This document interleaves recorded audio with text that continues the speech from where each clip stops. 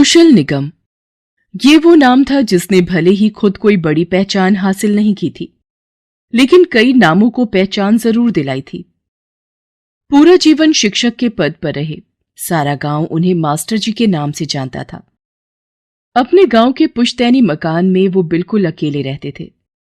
पत्नी को बीमारी ने छीन लिया और इकलौता बेटा जो शहर में रहता था, उसका मानना था कि पूरी जिंदगी ईमानदारी से नौकरी करना और ज्यादा पैसों की चाह न रखना मास्टर जी की सबसे बड़ी गलती थी। देखिए पापा, मेरी मजबूरी समझिए। ये शहर है, यहां गांव की तरह 100 रुपए में पूरे हफ्ते की सब्जी नहीं आती। मेरा भी परिवार है। एक बार जरा अच्छे से सेट हो जाए, थोड़ा कुछ बचने लगे, फिर रह लेंगे साथ में भी। बस तब तक मेरी सांसें चलती रहनी चाहिए। ओफो पापा, अब आप ये इमोशनल ब्लैकमेल तो करिए मत। देखा जाए तो इसमें गलती आपकी है। पूरा जीवन गांव के बाहर निकलने के बारे में सोचा नहीं आपने, और अब आप मुझसे उम्मीद लगा रहे हो कि मैं सबकी जिम्मेदारी उठा लूं। नहीं बेटा, तुम चिंता मत करो, मैं तुम पर बोझ कभी नहीं बनूंगा। मैं जा रहा हूं गांव वापस। पुरानी यादों में खोए मास्टर जी को ध्यान ही नहीं रहा कि कब सुबह के 8 बज गए और घर के बाहर आंगन में बच्चे आने शुरू हो गए। बच्चों का शोर सुनकर अचानक मास्टर जी ख्यालों से बाहर आए। अरे, तुम लोग आ भी गए। मैंने तो चाय भी नहीं पी अब तक। कोई बात नहीं, बाद में पी लूंगा। चलो जल्दी से कल वाला पाठ खोलो। आज वहीं से शुरू करेंगे जहां कल छोड़ा था। मास्टर जी के घर रोज सुबह गांव भर के बच्चे आते थे। वो इसलिए भी क्योंकि मास्टर जी किसी से फीस नहीं लेते थे, बच्चे चाहे अमीर घर से हों या गरीब घर से। मास्टर जी सबका भविष्य एक ही कलम से लिख रहे थे। राजू, ये क्या लिखा है तुमने? ये तो गलत है। मास्टर जी, ये शब्द समझ में नहीं आ रहा था। अब यहां होना चाहिए किस्मत। मास्टर जी, किमसत का क्या मतलब होता है? किमसत नहीं बेटा, किस्मत। आधा स पहले फिर म। किस्मत का मतलब होता है नसीब, जो हर कोई अपने साथ लेकर आता है। मास्टर जी बच्चों को समझा ही रहे थे कि तभी वहां एक खट्टा कट्टा नौजवान आता है और मास्टर जी की बात बीच में काटते हुए कहता है, ना मास्टर जी, ये आप गलत सिखा रहे हो बच्चों को। बच्चों, किस्मत हम लेकर नहीं आते, बल्कि उसे खुद बनाना पड़ता है। नवीन, तुम यहां इस वक्त? हाँ मास्टर जी, सोचा बच्चों के सामने बात करूंगा तो शायद आपको मेरी बात समझ आ जाए। नवीन, ये मेरा बच्चों को पढ़ाने का वक्त है, तुम अभी जाओ यहां से। वैसे भी मुझे तुमसे कोई बात नहीं करनी है। बात तो ऐसे कर रहे हो आप जैसे किसी डिग्री कॉलेज के प्रोफेसर लगे हो, हैं? आपको मेरी बात समझ क्यों नहीं आती? ये जगह और ये घर बेच दो मुझे। मैं यहां शानदार कोचिंग सेंटर खोलूंगा, आपको भी नौकरी दे दूंगा उसमें। मुझे तुम्हारे रहम की कोई जरूरत नहीं है नवीन। सब जानता हूं मैं तुम्हारे बारे में। शिक्षा को कारोबार बना दिया है तुमने। आपकी परेशानी क्या है मास्टर जी? यहां फ्री की क्लास देकर ना इन बच्चों का भला होगा और ना ही आपका। वैसे आपका तो क्या है, बेटे ने तो छोड़ ही दिया है आपके हाल पर। इस टूटे फूटे मकान में अकेले रहते हो, ना कुछ खाने को है ना कुछ पहनने को, और इस हाल में भी आपको समाज सेवा करनी है। अरे अपना नहीं तो गांव के बच्चों का तो सोचो मास्टर जी। यहां बच्चों को फ्री की शिक्षा नहीं बल्कि अच्छी शिक्षा की जरूरत है। रहने दो नवीन, तुम मुझे मत बताओ कि मुझे क्या करना चाहिए और क्या नहीं। जाओ तुम यहां से। नवीन इसी गांव का रहने वाला था जिसे बचपन में मास्टर जी ने पढ़ाया था। पढ़ लिख कर नवीन शहर गया और एक बड़े कोचिंग इंस्टीट्यूट में पढ़ाने लगा। वहां बच्चों के माता पिता से मोटी फीस वसूली जाती थी। ये देखकर नवीन के मन में लालच आ गया। अब वो गांव में शहर जैसा ही एक कोचिंग इंस्टीट्यूट खोलना चाहता था, ताकि गांव के अमीर लोग वहां अपने बच्चों को भेजें और वो उनसे और भी ज्यादा फीस वसूल करे। इसके अलावा गांव में जमीन सस्ती भी थी और गांव के लोगों को अपनी बातों में फंसाना भी उसके लिए आसान था। मास्टर जी नवीन की ये चालाकी समझते थे इसलिए वो उसे अपनी जमीन नहीं बेच रहे थे। नवीन ने बहुत कोशिश की। वो पूरे गांव में मास्टर जी की बुराई करने लगा, उनका मजाक उड़ाने लगा। गांव के लोग बहुत तेजी से उसकी बातों में आ रहे थे। अरे लाला जी, क्या हुआ? आजकल आपका बेटा पढ़ने नहीं आ रहा? वो क्या है ना मास्टर जी, अब सोच रहे हैं अपने बिटवा को अच्छी जगह पढ़ने भेजें।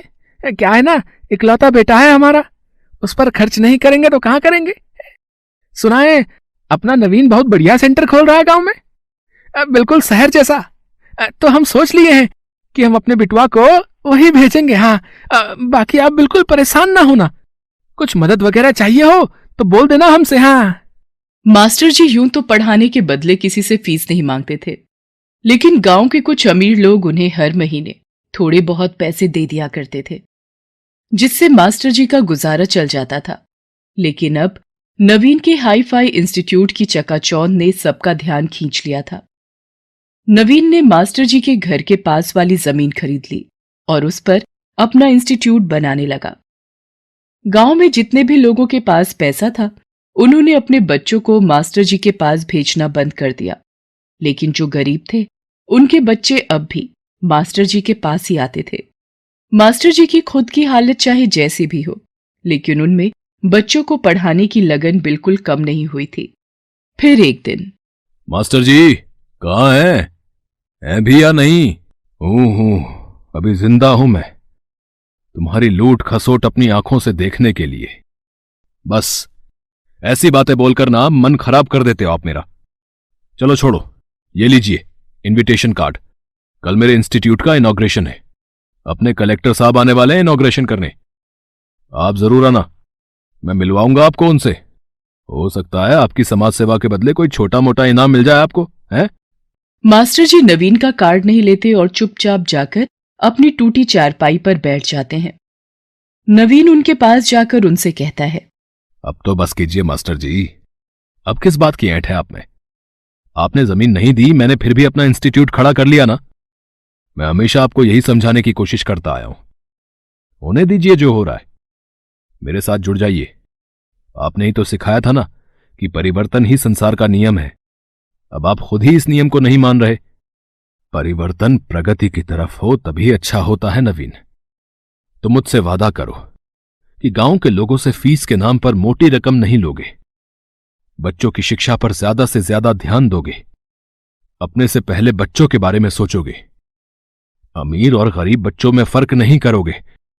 यकीन मानो, मैं तुम्हारे साथ हमेशा खड़ा रहूंगा।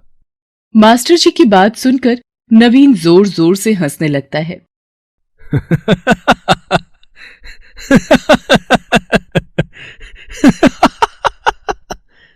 नवीन लगातार हंसे जा रहा था। वो हंसते हंसते मास्टर जी की चारपाई पर उनके साथ बैठ जाता है। दो लोगों के वजन से चारपाई टूट जाती है। नवीन तो उठकर खड़ा हो जाता है, लेकिन मास्टर जी जमीन पर गिर पड़ते हैं। फिर नवीन उनसे कहता है, देखा मास्टर जी, आपकी चारपाई इतनी मजबूत नहीं कि दो लोग उस पर बैठ सकें।